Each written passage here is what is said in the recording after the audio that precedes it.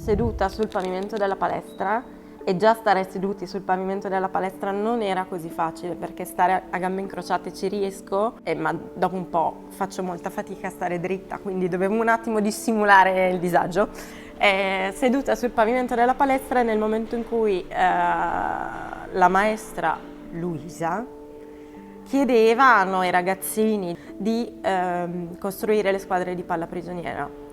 I capitani, c'era poco da girarci intorno, erano Andrea e Alessandro, esagitati come non mai ma performanti.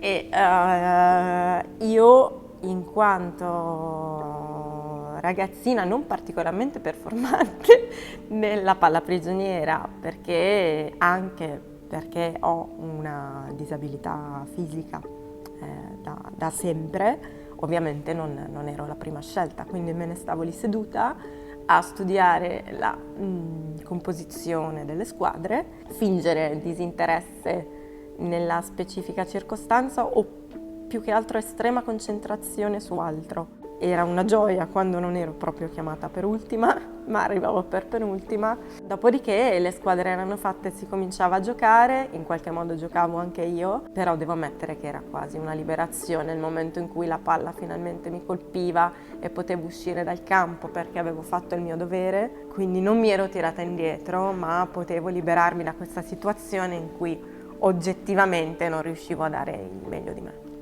Credo che nessuno possa dire purtroppo o per fortuna che i rifiuti siano terminati nella vita. Ho raggiunto i 32 anni, sono giornalista, lavoro in radio, lavoro in università.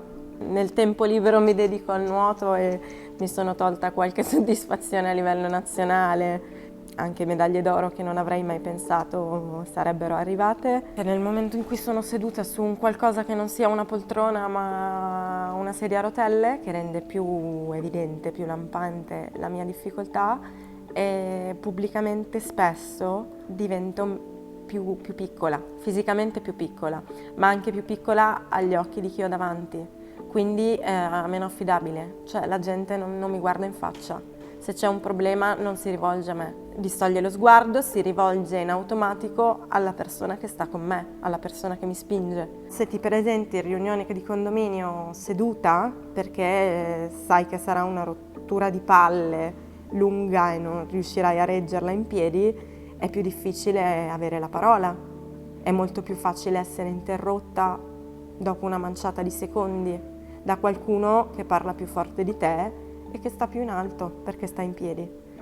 Se poi ci aggiungi che sei una ragazza, ci metti il carico da 100, però il punto di partenza è che tu sei seduta, stai più in basso e sei più piccola.